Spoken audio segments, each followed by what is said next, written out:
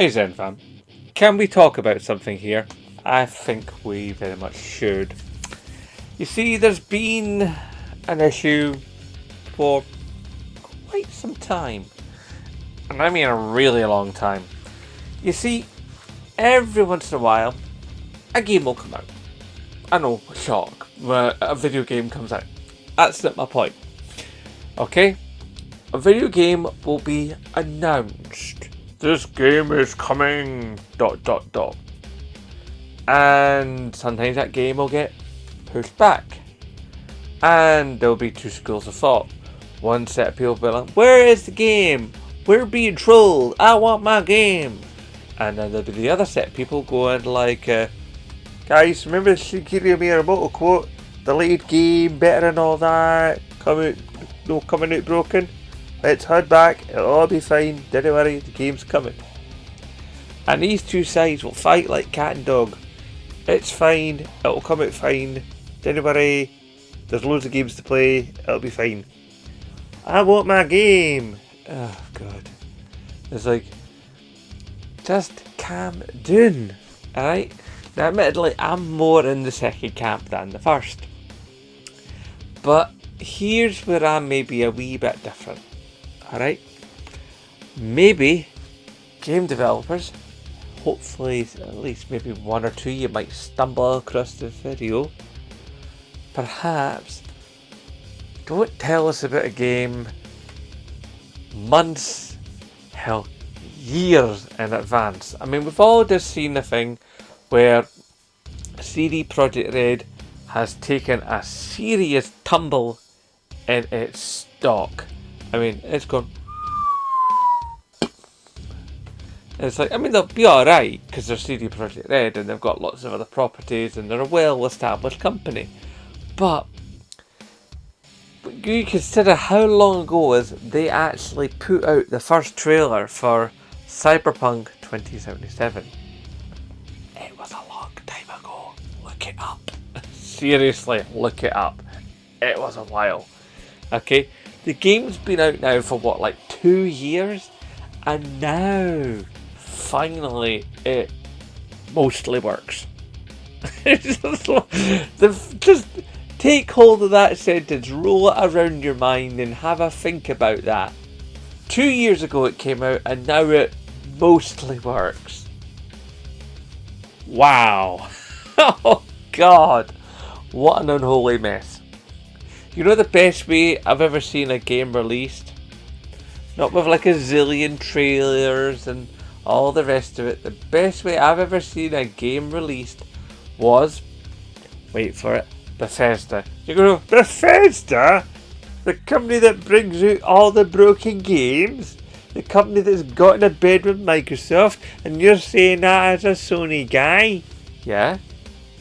Because even though I am a Sony guy, I've got no problem with Xbox, I've got no problem with Nintendo, I've got no problem with PC, I've got no problem with mobile.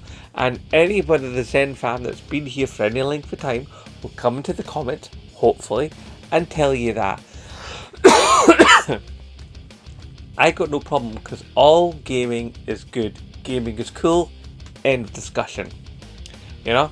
If a game comes out in one system and it doesn't come out another, you know, that's just how it is. I know that as a PlayStation guy, I'll never get to play Halo, I'll never get to play Forza, I'll never get to play Crackdown, yada yada yada. And I know that if I was an Xbox guy, there are many games I wouldn't get to play there. You know, I wouldn't get to play like Death Stranding. I wouldn't get to, you know, I could go on and listing things, but you're not here for lists, okay? Fact of the matter is, there's always been that console exclusivity. Take it back to the Sega Nintendo days, okay? You had your Mega Drive and you had your SNES. There was stuff on each that was not available on the other. So we'll move that to the side and we'll continue on with the thought at hand, okay?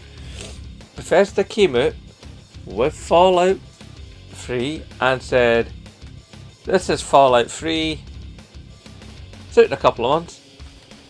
It's like the gaming audience watching that live from that E3 presentation. Well, like, aghast, jaws hit the floor. Like, it's like, and sure enough, it did, and it was awesome. I still have my Pip-Boy up there. I loved Fallout 3. You know? Or was it Fallout 4? Anyway, whichever it was. The Fallout game that came out. It was Fallout 4. God, yeah, so Fallout 4 came out, and it was fun, it was great, I loved it. And it was like, yeah. And it came out when they said it was going to come out. There wasn't this massive long run-up that took forever, with hype videos dropped every once in a while. Because you know what hype videos do after a while? They unhype you. I have been de-hyped by so many hype videos. It's all like, just, yeah. And how many times have we seen a game announced, like 2-3 years out, with a logo? Seriously, a logo. It's just like, are you having a giraffe, lads? This doesn't cut it. You can't just go, here's a logo, now get hyped. No, we need to see gameplay. And not, most certainly not, oh, we put the gameplay through a computer so it doesn't hit you or anything. No. We want to see the actual gameplay from an actual system doing its actual thing in the actual way it actually happens. You know? Warts and all. You know? And yes, it might not be as fancy dancy, but it's real. And you know what? As gamers, I like to think that as a community, when game devs are real with us, they get a bit of respect. Okay, that little bit's broken. But you showed us that bit was broken. You didn't lie to us. So, I think it's very much the case that games are fine when they're delayed. But on the same side of that, it's also the case that we're told about games far too soon. Now, I understand why it happens. You know, game devs have to tell the public about the games that are coming. So then there's excitement around those games coming, which then means investors can go, well, these things are coming, and the audience seem to be very pleased that they're happening and definitely want to have them. So obviously, our money is safe with this company. We'll continue to invest with this company because they're going to bring these things that are going to be bought, and therefore will also make money. I get that. I understand that.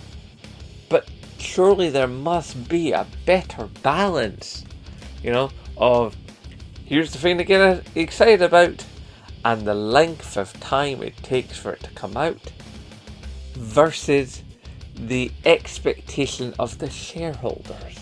And of course, you know, the paymasters at these dev companies, because basically a company makes a video game, the video game sells, and the profits from that video game continue to be the pay structure for the staff going forward, which is part of the reason why staff in video game companies generally experience large amounts of layoffs once a game has come out or in the run up to a game coming out. Staff will be let go. And this, of course, is a big bag of poo, which is another reason why, you know, there needs to be greater unionization within video games. However, this does mean that there's a chance that video game pricing would possibly go up. Or maybe, just maybe, executives could take a little less. There's a radical thought. I mean, like the likes of Bobby Kotick and Android Wilson, you know, like those two evil lumps of sputum could basically, you know, like not like earn several thousand times more than the employees that actually make the games, because it's the workforce that create the wealth, not the executive class. But I'm starting to get into politics here, and that's not what this video is about. However, it is a valid point. Okay, so to make the money, we somehow got to take the money out of video games. I mean, if ever there's a chicken and egg oxymoron type situation of impossibleness, that's it right there. But I do believe that there could be a more elegant balance being struck, within video games industry and video games promotion and release schedules. Surely, there must be some big brains there to make these kinds of things happen in a way that's more conducive to, what is essentially a buyer's market. If we don't want to buy a video game, we won't buy a video game. It's pretty much that simple. But it also does have to be said, that the video game audience is always going, oh, vote with your wallet, boycott. And it has to be said, how many times out there, ZenFam, now ask yourself this question, and if you've got evidence, typey down below, let ZenBloke know. How many times have you actually seen a boycott not only actually happen, but actually work? Seriously, when has a boycott ever gone ahead to such a degree where the company that makes the game has taken notice and acted accordingly and mending their ways? I've yet to see it. Seriously, I've yet to see that. We've all talked about how, Activision did all these things, and admittedly, yes, the uproar, the social media backlash was what got them to do some things, not enough things, and not quickly enough. And Kotick is still there, so there's still lots of work to do. We've seen so much stuff with Ubisoft. It's like, and the high up members of the Ubisoft management team who basically just get moved around. They create a scandal in one Ubisoft corner, so they get shoved to a different part of Ubisoft and create another scandal over there, and they get moved again. And Yves Guillemot has done precisely nothing about that. But yet again, we're moving into politics, so we'll scoot away from that. But basically what I'm saying is there seems to be a lot of problems right now within the video games industry and the expectations therein as given to the release dates and release structures of video games. I mean, consider how many times we've seen games that want to come out on this date, and they've put their date up, and they're a smaller game, and a bigger game comes out and goes, well, we're having that date, and the smaller game gets punted. Now, somebody might go, well, that's just market cap, that's the market's talking, that's capitalism, doing its job. But it would be the case that if these bigger games would actually, put in place where they're actually going to come out, so then the smaller games could go, okay, we'll avoid that, But no, they just throw out these nebulous coming out holiday 2025. So a game company goes, right, we've worked really hard on this game for the last 5 years. We've only a 20-person team. We're going to come out November 23rd. So let's just say November 23rd. Alright? And so they get their November 23rd set, and they've got all their advertising in place. They've got their press kit ready. They've got their demos ready. They're sending it out to all the outlets, your IGNs, your GameStops, GameSpot, and Kotaku and all the rest of it, and all the wee demos are going about, and then they put some codes out for big YouTubers and other reviewers, so Dreamcast guy gets yen, and I don't, stuff like that. And then all of a sudden somebody I don't know, EA comes out and goes, this game comes out 23rd of November. And then that wee company goes, well, we're sunk, So I think there needs to be something done with release dates, It's yes, have release dates that actually are stuck to. But then also make it a case that, like, you know, if you're coming out, then tell us when you're coming out. And have a date that can be stuck to, so then we, the customers, know what to expect and when to expect it. We're not waiting for an announcement about an announcement. And we companies who are maybe putting out their first ever game to, like, get that rung on the ladder, you know, don't have to spend additional money that they can't afford to repackage their entire deal for their first ever big game, because you couldn't decide on a date. You know, you decided on a year, you decided on maybe a quarter of the year, but you decided to leave that to the last minute because hype, because reasons. It's really irresponsible. And add to the fact that there are some people out there that, like, you know, who work for a living, you know, and some of us that work for a living, we might get hyped for a game, and we decide what we want to do when we get that really big Uber game is maybe take a day or two off work. So we'll, you know, and a lot of places where people, normal everyday people, work, they have to put in for the day off quite a bit in advance, you know. Some places are like a month in advance, maybe more.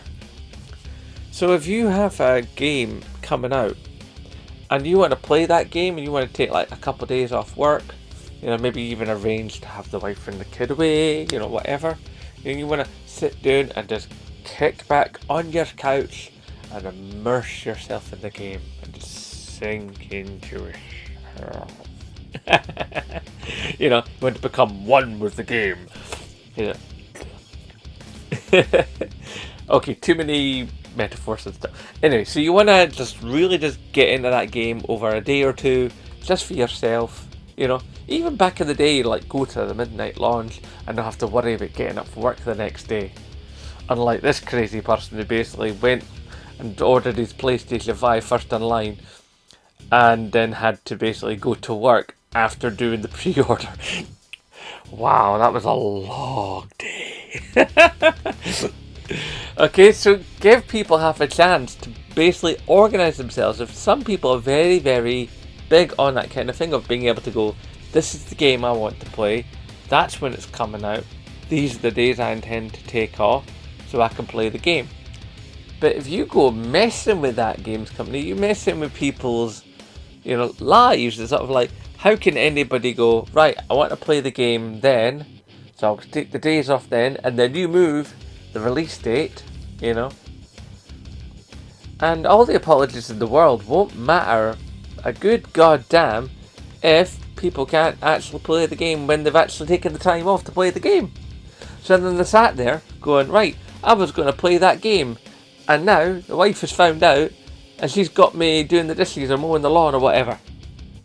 You don't want to be mowing the dishes or doing the lawn or mowing the dishes.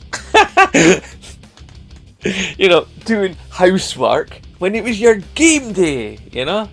And I get that. Now, admittedly, you know, there's a little bit of thing of like, do you really want to live your life around a game and stuff? And of course, nobody wants to live their life around a video game. But there is also the thing that, like, people do plan these things out. It's tiring. It really is. It's just, we're just trying to make stuff happen. We're just trying to get on with it. And every once in a while, something comes along and jabs you in the bum. It's not big, it's not clever, it's not right. So, yeah, basically, game devs, stop giving such a big run up. Come out with a concrete date for the good of everybody. Okay? Make sure we all know what we're doing, when we're doing, and how we're doing it. And that goes for small devs, it goes for people who have jobs, and it also goes for media outlets, so that everybody knows where they're at. Okay? Take the confusion out. Life is complicated enough without this kind of nonsense going on. Okay? Let's have something that works, where game devs can get paid, shareholders can feel good about investing in the company, and gamers can enjoy the game and not have to worry about whether or not they're actually going to get the game or when they think they're going to get the game, and get to enjoy it the way they want to enjoy it. I know this also is like a big tall order, but basically the only thing that really needs to be is there needs to be a case where people just leave each other alone and stop being all uptight about what game, on what system, on what platform. You know, you enjoy that game, you enjoy that game. And let's all maybe just chill out together and enjoy gaming. And maybe, along the way, build a slightly better world. Okay, I'm going to now step off my soapbox. I'm going to love you and leave you. You look after each other out there, guys. And as always, hashtag support Scottish YouTubers. And of course, as always, aye, nae bother.